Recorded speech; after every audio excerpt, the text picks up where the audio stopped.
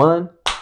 Hello, and welcome to the 26th episode of the Creation of Anatomy podcast. I'm your host, Eric Valero. And I'm your host, Sarah Holcraft. And today, if you are reading along with us, we are reading General Audience number 8, November 7th, 1979. No.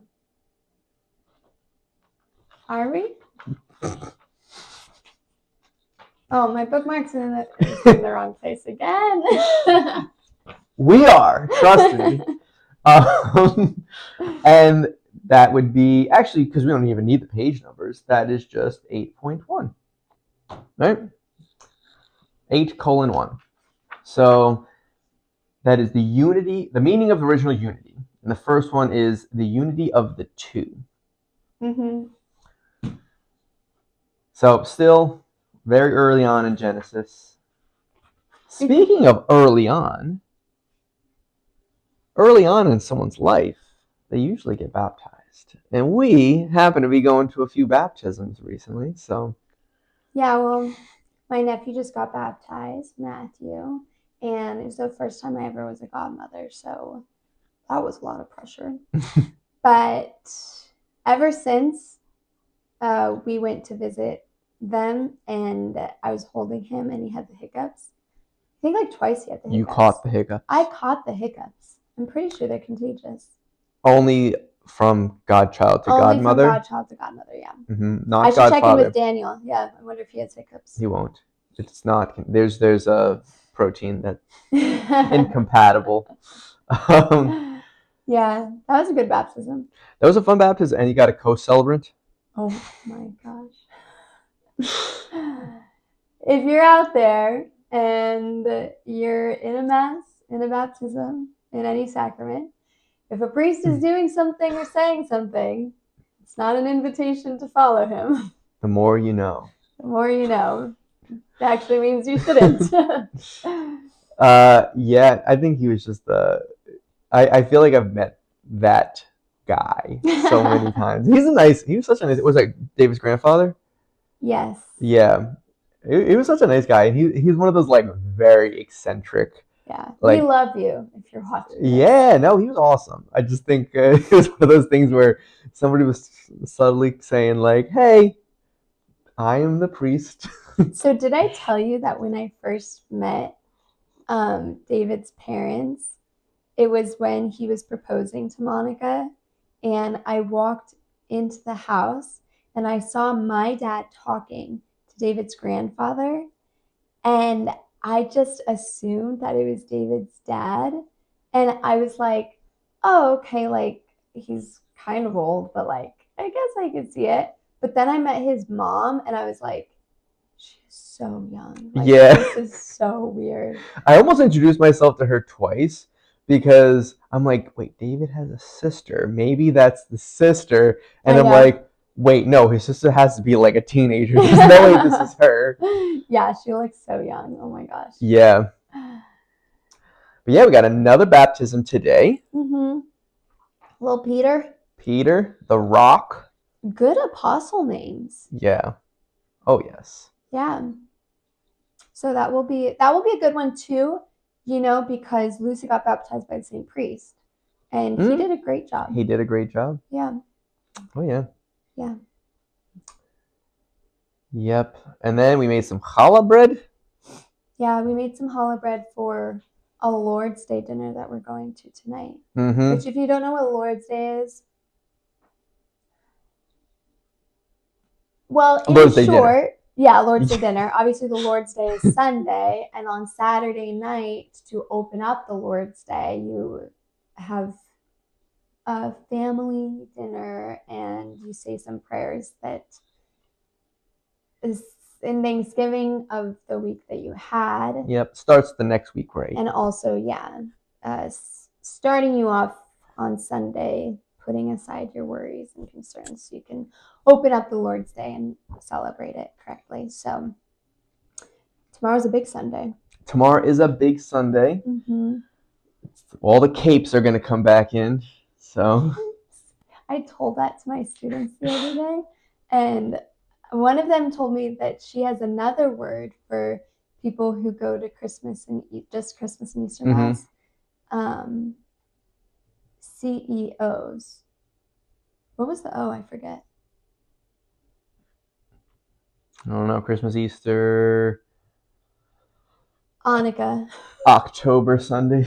Well, CAPE stands for Christmas, Ash Wednesday, Palm Sunday, Easter Sunday. Yeah. So, which I guess the Sundays are probably not part of it. No. Yep. Nope. Well, as a recap for what we read today, the unity of the two is talking about the way that Genesis is written in referring to the creation of female, right? And how it's not necessarily obvious that the creation of female was something that was necessarily novel, but more found in the human being, the Adam, the Greek Adam, which just doesn't refer to sex. It refers to just human, and how the two female was taken from that original, right? So male is kind of the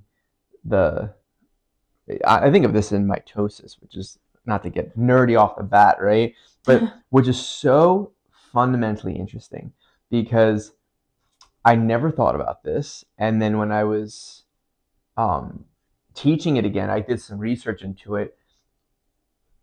The first cell that you are is actually, like, as far as all the components of it, it's your mother's egg cell, not the sperm cell, right? Because the sperm cell is mostly just the nuclei that joins with the egg cell's nuclei.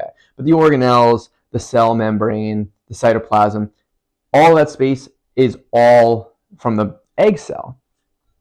And then you might go, well, I don't know, I've divided so many cells at this point. That cell must be dead by this point, right?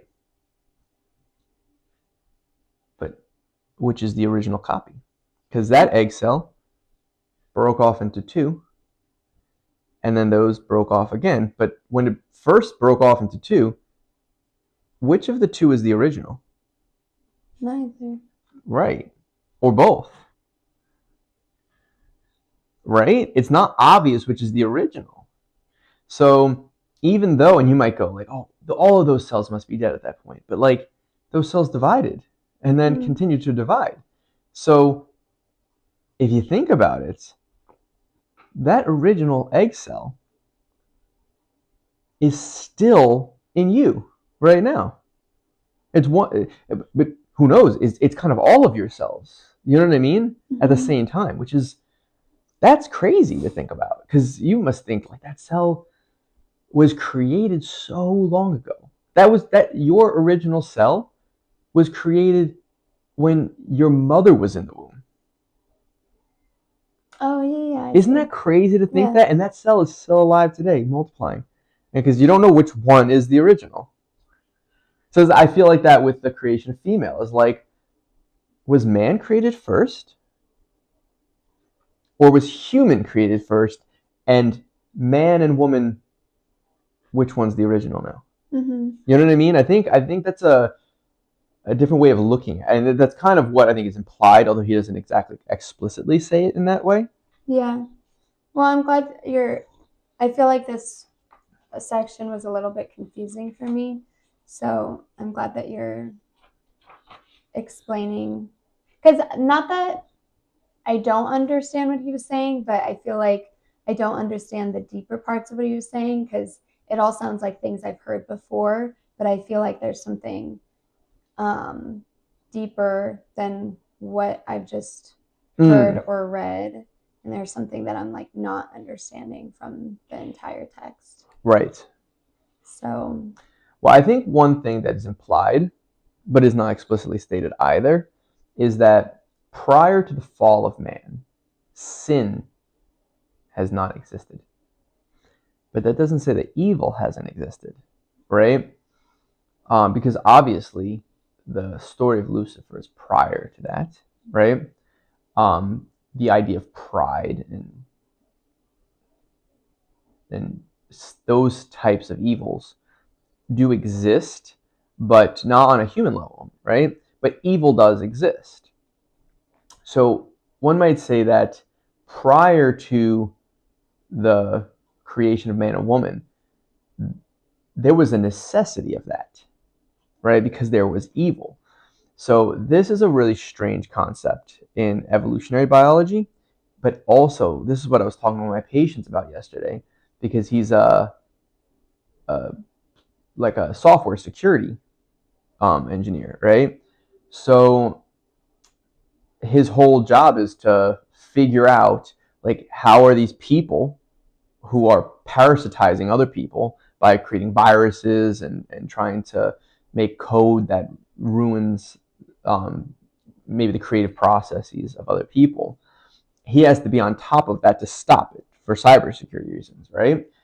And if you think about it, they call it computer viruses, right? But it's believed that those types of maybe parasites in early development of organisms is the reason why sex is developed.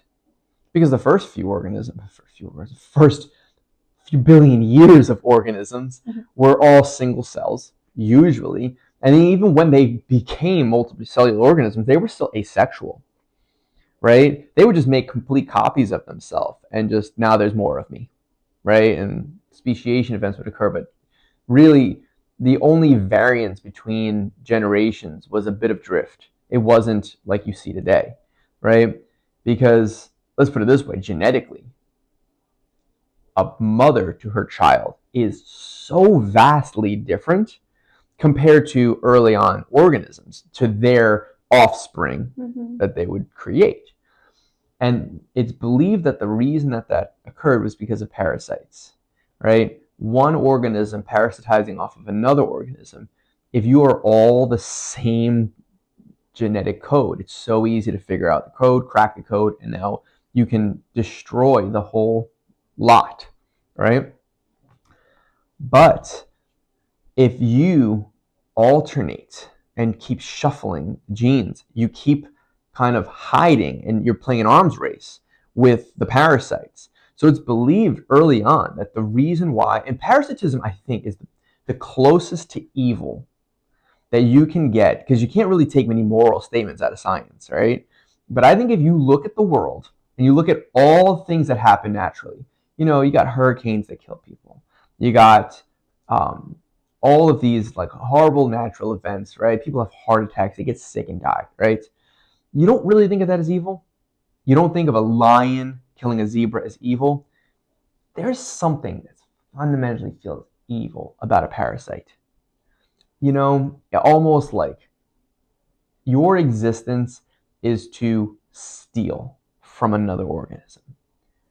And right? Yeah. And it seems as if that is fundamentally the story of the necessity, because it seems as if solitude was a type of evil for man, right? God created Adam, and there was something missing.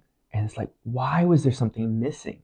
It's because of the pre-existence of evil.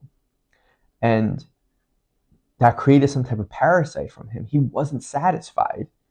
And something was pulling from his existence. And that there was a necessity for God to come in and create the two from one. And that's the same story in biology of how the sexes came about, is because of parasitism that they needed to multiply. They had to become different organisms fundamentally and then recombine their strategies, if you will. Sorry, that's really complicated off the bat, but like that's okay. I mean, it's what I thought about when I read this. Since we're on the topic of science, I had a question about like something that was mentioned that I don't know if is like scientifically accurate, I guess, but when it's talking about sleep on page 159. Yep. And it brought up the idea of sleeping from sadness. Like, does sorrow make people sleep? So most of the emotions, right? Sorrow, anger, even joy, right? Are coming from, which is strange to think about, a deviation from homeostasis, right? You might say that a person shouldn't be angry if they're in homeostasis, but they see something unjust in the world, whether it's happening to them or happening to another person, and that anger is a means to bring them and the people around them back to homeostasis. Hopefully, that would be the right use of anger, is to say like, oh, I'm going to fall out of homeostasis so that I can fix the problem, so that that anger is the energy I need to pull myself and the people around me back to homeostasis. So sadness is the same thing, right? Sadness is um, usually a realization of loss, right? So when or usually a coming to terms with change of the expectations, right? Somebody was in your life and they passed away, is that I expected to find joy with being with them, and I have to come to terms with the fact that that joy maybe is not as easily attainable, right? But one of the big factors when you think about returning back to homeostasis is that you have to exert more energy. Oh, okay. Right? So a lot of emotions can be exhausting, right? And I think that one of the elements of that is, and they even have the allegorical connection to the agony in the garden, is that is the reason why the apostles fell asleep, because they were so sorrowful for what was happening to Jesus that they fell asleep. And that Jesus, who felt the sorrow so much stronger, was able to stay awake. And it's almost a testament to the type of fortitude that God granted upon his son, right? That he was able to withstand staying awake through that sorrow. Although it's interesting because he was also very stressed and anxious, and I feel like when you're anxious, it does the opposite. Like you stay awake, like you can't fall asleep when you're like excited or anxious. Or so I guess if you feel that way for too long, eventually you would fall asleep. Right. Well, because the thing is that, let's put it this way, is that stress is the same thing. Stress being called an emotion is kind of a hairy subject, but stress is definitely taken out of homeostasis, right? You are not in homeostasis. And which is to say there's all these physiological changes, right? Is that stress, high levels of cortisol can cause the failure of the filtration of your sweat glands, right? And sweat is blood that is having the platelets and red blood cells and right all filtered out, right? So that they stay in the blood and only the serum in whatever sweat is released. So high levels of cortisol can cause that system to fail, right? So all of these types of things are showing what ridiculous levels of stress he was under. Yeah. And yeah, of course, that at a certain point, your body is exerting extreme amounts of energy to get you back to homeostasis. And let's put it this way, from that point, Jesus never returns to homeostasis, right? From that point on, he needs sleep, he needs food, he needs recovery from all of the agony he's gone through and all the torture he's gone through, and he's never brought back to homeostasis. But yet, there's a choice to continue to exert energy into that system, knowing that he knew that it was not going to end in him returning back to homeostasis, right? It was going to end in he was going to push through, and to any other person, they would fall asleep. Yeah. To any other person, they'd fall asleep, right? Like at a certain point, your body's going to go, I need to survive. Being here right now is more important, and I'm going to shut down systems, and hopefully I wake up in a better situation than I'm in right now. Right. Where Jesus continued to make the decision to continue to output his energy towards that. Yeah. I have a lot of history with like my idea of sleep and my relationship with sleep, I guess, because when I was younger and still now, I was always a morning person, and I would try to, not even try to, I always like fell asleep. Like if I was at a sleepover, I would always fall asleep first because I just like couldn't stay awake. Like all-nighters are so hard because I just get so tired. And when I was in college, I started staying up later, but I would still wake up early in the morning.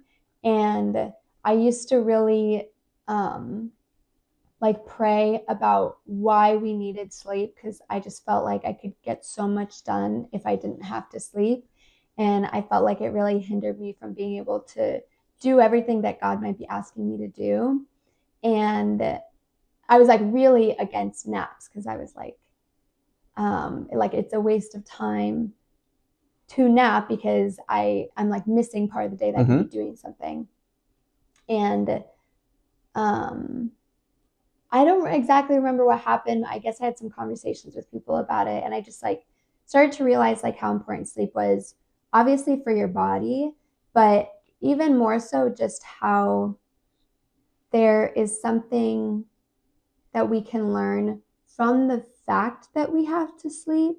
I think God wants us to know that we need rest. God wants us to know that we're not robots who can just go, go, go, but we need to take time to let our bodies rest, let our thoughts and emotions rest. And I also more recently have been thinking about how I have a similar experience when I wake up in the morning to when I leave the Adoration Chapel, that I feel refreshed. Oh, sometimes in the morning I don't feel refreshed. I was hoping that's what it would have been. Calm. Like everything's calm, and I feel very present to the fact that I'm living my life. Yep. Because I think throughout the day it's very easy to be so in my thoughts or go through the motions, but when I wake up or leave the chapel, like I'm so aware of my surroundings, and I feel more aligned with my life and my person than other times of the day.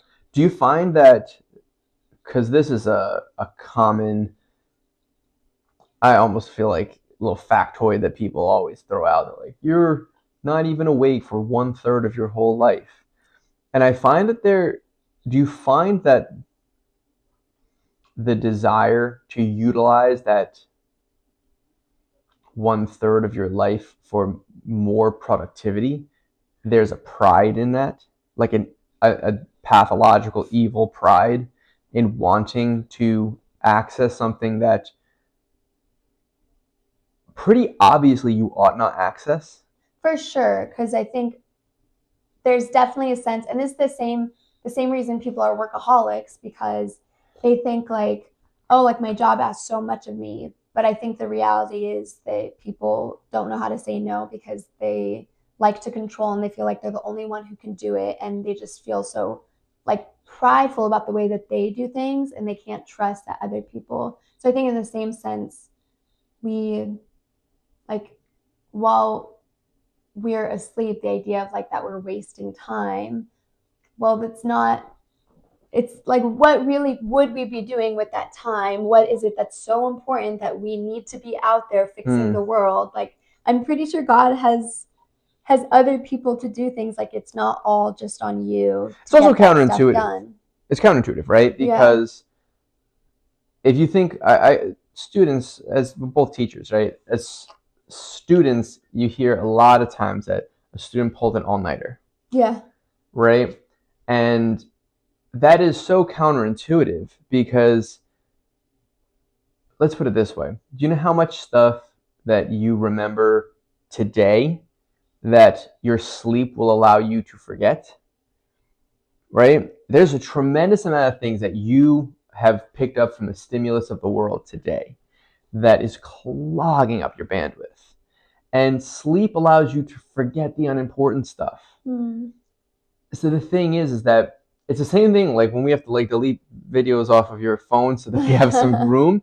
It's the same thing as that like we want to prioritize recording this right now, and at a certain point like we won't be able to because there's too much clutter in there, right? Same thing with your brain is that like do you really need to know what color your socks were yesterday and like what you ate for breakfast yesterday and all these little random facts that you probably won't be able to forget if you don't get a good night's sleep tonight. Close all your tabs in your brain, and then open the one tab you need the next morning, and I guarantee you're going to do better on that exam with all your tabs closed and only what you had studied so far than having maybe studied a couple more hours but have like 15 tabs open in your brain. Right, yeah. It's not beneficial. I think there is a pride to that. It's just not the natural order of things. Right, yeah. You're almost thinking like you're better than God. Like you think that it would make more sense if we didn't have to sleep so much. But you think about the saints, like I think the reason that so many of them, they were able to die so peacefully is there wasn't any sense of like, oh, but I still have so much life left to live. Like I have to stay here on this earth so I can finish what I set out to do or what my purpose is. But there was a peace in like I lived what I was supposed to live and I did as much as I could do with what I was given, and that's all that we have to do. Right.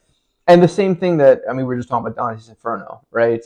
And how Socrates, right, is not in agony and torture, right? Because at the end of Socrates' life, if you, I believe it's the Credo dialogue, if you read the way that he kind of spoke about dying at that moment, he's just like, I believe I lived my life in the pursuit of truth. I did everything I was called to do. I feel like I'm in good standing with reality and all the people in my life. Like, I don't need to now go and escape from prison now, right? Because I think it's a strong allegory to a lot of the stories in the Bible as well, is that like you might be in a prison, but you don't have to be a prison in your head, and I think that was what happened is he lived a good life. And I mean, Socrates, for all intents and purposes, like I believe, lived out a devotion to God. And I mean, who knows how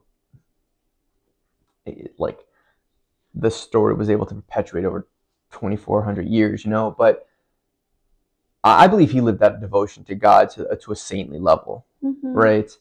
And obviously he would live before Jesus, right? But I do believe he was a just man, and I believe that when he died, he was okay with dying. Right. Right? Because he lived for the truth. Right. Yeah. Yeah. Speaking of big thinkers. Oh, Freud. Wanted to say something. Yeah, I just want to stand up for Freud a little bit. I know Freud. Well, let's put it this way. It's inappropriate to compare a person from one period of time in what they thought and in their models they created to as if they're living now, knowing what we know, and if they would come to that same conclusion. Because they were working. How do you know they weren't working with what they and they were living by what they knew then in an authentic way? Like you can go like, oh, he was totally wrong. He was just on. Well, it's like, are you perfectly on? Because if somebody 500 years from now goes and like, look at how off you are, it's like you're given the information, your life experiences, the knowledge and wisdom from people of the past, and you do the best with what you have. And I really do believe Freud was actually a great thinker. He was a great psychologist. He developed so many great models that, let's put it this way, models are meant to be updated and fall into antiquity at a certain point, but they are a stepping stone to get to a better model. we would not have the models in psychology that we have today without Freud. So that's my little soapbox for Freud right there. But what I don't like is that people fundamentally find Freud to be somebody who is like sex obsessed. And he even says straight up here, which is fundamentally not true. And you can read it in his books. He being the person that's making the notes, whoever that is. Freud, by contrast, examines the contents of dreams, right? It goes into the Latin, which are formed from psychic elements repressed in the subconscious, and allows one, he holds, to make the unconscious contents emerge from them. Contents that are, in the final analysis, always sexual. Now, I've heard this tired argument so many times. It's the idea that every one of Freud's theories are always tied to sex, Oedipus complex, all these things, right? And let's put it this way. If you read the interpretation of dreams, he makes it very clear that it's wish fulfillment, not a drive for sex. He even says sometimes a dream that is inherently sexual in nature, in the final analysis, isn't sexual in nature and is derived from a wish fulfillment, something that you are lacking, something that maybe in your childhood, something that you were taken away from, or something that happened, right? And that you have a desire to fill that gap in your life, right? And to say that the primary source of all that is sexual is, well, ignoring plenty of people that don't have any sexual dreams, and they're not very sexual driven people in the world, right? Like in their natural life, it's not very predominant for them. But not to mention, if you look at Maslow's hierarchy of needs, which is, let's put it this way, it's not part of Freud's theory, but if you look at Maslow's hierarchy of needs, sex is one of them, but also is food and drinking water and finding shelter, right? Like those are also very fundamental needs people have, and it doesn't all boil down to sex all the time. And I think that's a fundamental clarity point for a lot of Freud's theories, is that, like, yes, a lot of Freud's theories were sexual in nature, but I think that if you look deeper down, it wasn't some type of perversion, right? It was more of the idea of, well, sex is one of the fundamental needs that human beings have, and it does explain a lot of psychic behaviors and the models in which we use. But I don't believe that it's true that Freud would claim today that all dreams are fundamentally, in the final analysis, sexual. That's also it's a bit of an ick when people use phrases like always, never, because that's a bold statement to say that about something. Sure. Oh, well, let's put it this way. Carl Jung separated from Freud's thoughts in a lot of ways because of the types of ways that maybe he was using that word always, right? And like how Freud was very much a Darwinist, very, very fundamentally Darwinist, right? And I think Darwinists who believe in natural selection as an axiom of truth in and of itself, as opposed to a theory that you're trying to prove wrong, which is really what you ought to do for a theory. And not to say that I'm not saying that it's a bad theory. It's a fantastic theory, but a good theory is one that you should try to prove wrong and strengthen it in that way, as opposed to shoehorning all of your evidence into the theory. Like, it has to make sense in natural selection, or else this piece of information is just like, we'll figure out how it works into there. And I think that Carl Jung had a bit more of an expansive perception of the models of the psyche that incorporated potential anomalies that happen outside of natural selection that we can't really explain, right? like the archetypes are like they don't really fit in like with natural selection, right? There's some fundamental patterns in the world that didn't come about from biological replication and natural selection by the survival of the fittest. There are some axioms of the world that just were, right? The great mother archetype is not something that like developed through natural selection. It was something that was fundamental in the universe prior to that. And I think that's where he divorced himself from Freud, and probably in a good way. But let's put it this way, like we don't really use Carl Jung's models today because maybe they were beyond the time of science, right? And maybe they were never be able to formulate it into a scientific theory, because they really aren't. Like he's not very well credited, maybe for good point, amongst the scientific community in psychology because it's not a coherent theory. If you read me, it's very hard to read because of that, right? So I think that's where reality is so much more profound than the theories we have. Yeah. And that's really what it comes down to. It is interesting thinking about how as we continue to develop theories and like our scientific knowledge, you would think that we would have maybe more saints in the world because our understanding of God is even greater. But it kind of doesn't feel that way. Well, let's put it this way. I believe that there are two types of scientists in the world. Scientists that subordinate themselves to the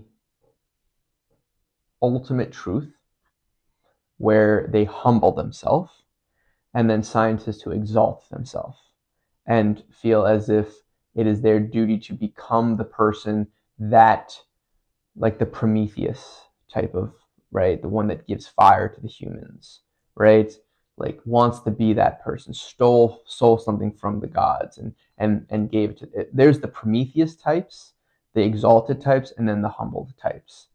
And I don't envy the Prometheus types. I don't find that, well, let's put it this way. They have their reward on earth. Period. That's it. That's all it is that I've never found any earthly rewards to be anything I seek for. Right? I don't, that's not what I pursue science for. That makes me think of a Bible passage we were reading. We were reading Stations of the Cross yesterday. And one of the Bible passages in it was about how no servant is greater than his master. And so one of my students asked me if, like, she was saying, like, aren't we all equal in God's eyes? So why is he saying that a master is greater than a servant? And I, like, from my understanding, I am no biblical theologian, but from my understanding, I find that the things that God says that seem like he is putting certain people below others, I think that's totally flipped when Jesus comes and says that those who are humbled will be exalted and those who are exalted will be humbled. Like, yeah, here on this earth, there is a hierarchy of who is greater than others in a authoritative sense, but it doesn't mean anything in heaven except that those who were humbled here on earth, they just have a greater chance to get to heaven because they weren't a god to themselves. Yeah. And they can accept the idea that there are people, that there's somebody who is greater than them. Right. And I think that comes down to the fact that you can only serve one master. Right? All right. Sorry about that. We actually lost our ending and we are re-recording it, but I think we went over what we said, so I think we should be able to figure it out. Yeah. So we were just talking about the idea of man can't serve two masters, and the idea that in that scripture writing, Jesus was not referring to the idea that there's God and then there's masters and slaves, but that the master that you should serve is God. But that brought me to an interesting point about hierarchies, because I think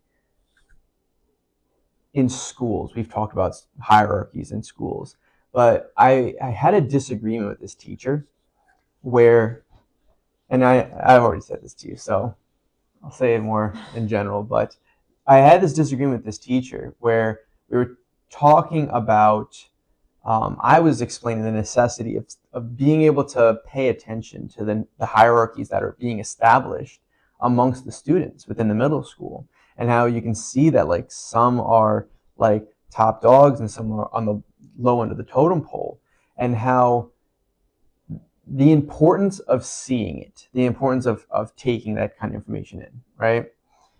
And how it it gives you a better framing of how to handle situations, right? If a kid is misbehaving, it means something different if he's at the top of the hierarchy or at the bottom. And I think compassion should be given to both, but I don't think the situation is handled the same way. But you're not better off being ignorant, was my point.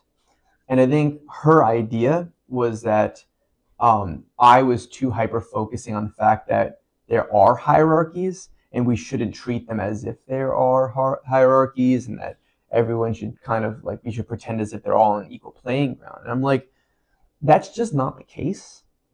And it doesn't help you to be blind to it. And I think if you're aiming towards equality, you should be able to see those types of levels within the hierarchies. But I don't think it ever helps to be blinded by it, right? And that's the same for any of our relationships. Obviously, we don't treat anybody equally. Right. Like, we treat people based off of who they are in our lives and the role that they play. Right. And I think treating somebody equally doesn't mean treating them the same. Because I think treating somebody the way you'd like to be treated means you hope for the best in them, and the route to the best isn't always the same path for everybody. Right. Yeah. So the way you treat one person isn't necessarily the way you treat somebody else. Yeah. What they need is different. Yeah. So just going off of, I don't know how we transitioned to this in the original ending. Oh, well, you had a question about joy. Yeah, I did. On page 161, it says, "In this way, for the first time, the man shows joy and even exultation for which he had no reason before, due to the lack of a being similar to himself." And it makes me curious about how much joy is dependent on the fact that we can have relationships with people, how relationships help us to experience joy and acknowledge joy in our lives, despite the fact that joy can come from other things in this world, like nature and even within ourselves, all from God, obviously, but there must be a particular joy that he experiences from woman that he cannot experience without her. Right. Yeah.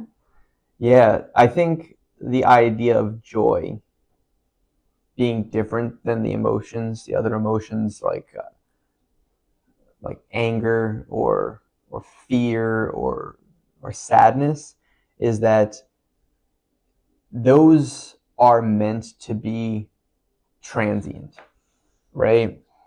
They're meant to be, like, anger isn't something you should get rid of, but anger is something that should get you through something to bring about justice. And sorrow is something that should get you through acceptance, right?